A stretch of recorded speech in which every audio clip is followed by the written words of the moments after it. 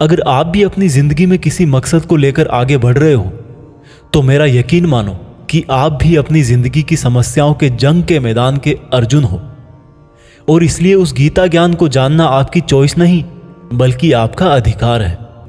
तो चलो अब मैं आपको सीधा ले चलता हूं कुरुक्षेत्र के युद्ध के मैदान में, जहां पर पांडव और कौरव युद्ध करने के लिए आमने सामने खड़े हैं। भागवत गीता अध्याय 1 सेना का निरीक्षण। दोस्तों, गीता के पहले अध्याय से आपको यह सीखने को मिलेगा कि ऐसी कौन सी सबसे पहली चीज है जो आपको लाइफ में आगे बढ़ने से रोकती है। भले ही आप में बहुत नॉलेज हो, आप में बहुत काबिलियत हो, लेकिन उस एक चीज की वजह से आप सही डिसीजन नहीं ले पाते और अपना काम नहीं कर पाते हैं। इसके साथ साथ सपने से हकीकत में इंसान कैसे बदल जाता है वह भी हम जानेंगे। कौरवों में दुर्योधन बहुत खुश हो रहा था। उसके पास बहुत बड़ी सेना थी। भीष्म पितामह थे, गुरु द्रोणाचार्य और गुरु कृपाचार्य जैसे बड़े बड़े योद्धा थे। पांडवों की सेना में अर्जुन, भीम सहित 5 पांडव, भगवान कृष्ण, अभिमन्यु, द्रौपदी के 5 पुत्र आदि थे।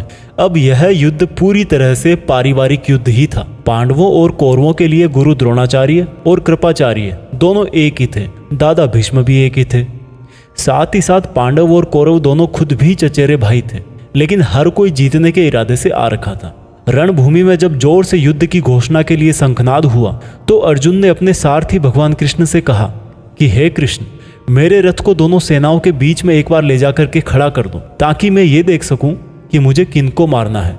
ऐसा सुनकर भगवान कृष्ण ने अर्जुन के रथ को कौरवों की सेना के सामने वहां पर ले जाकर के खड़ा कर दिया, जहां पर कौरवों की सेना में अर्जुन के दादा भीष्म पितामह और गुरु द्रोणाचार्य खड़े थे।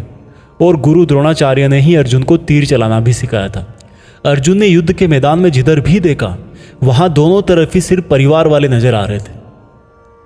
ये देखकर अर्जुन बहुत दुखी हो गए और कृष्ण से बोले, यहां तो हर कोई मेरा सगा संबंधी ही है, मैं अपने ही लोगों को युद्ध में नहीं मार सकता।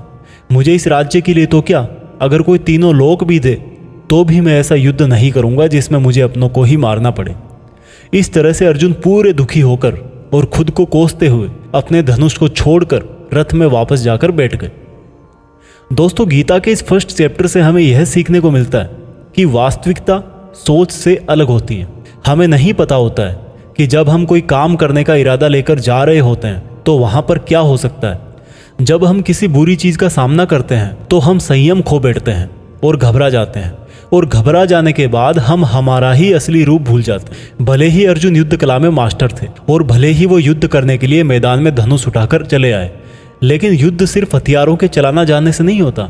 उसके लिए इरादे भी चाहिए होते हैं, इमोशनल स्टेबिलिटी चाहिए होती है। मैदान में आकर अर्जुन को अपनी ड्यूटी से ज़्यादा फैमिली और गुरुओं से मोह हो गया और उससे फिर वो दुखी हो गए। वो युद्ध करने का डिसीजन नहीं ले पाए। इससे यह भी सीखने को मिलता है कि जिंदगी में हमें हमारा कर्म करने से सबसे पहले रोकने वाला कोई होता है तो वो है हमारा मोह, यानी कि अटैचमेंट। आप सुबह जल्दी उठ सकते हो, लेकिन आपको नींद और आलस्य का मोह होता है। अर्जुन एक क्षत्रिय थे और युद्ध करना ही उनका काम था, और वो युद्ध करने में बहुत अच्छी तरह से ट्रेंड भी थे, लेकिन वो अटैचमेंट में आकर अपना कर्म भूल गए। इसलिए अगर लाइफ में आपको चुनौतियों से लड़ना है तो आपको अपने अटैचमेंट को सेक्रीफाइस करना आना चाहिए।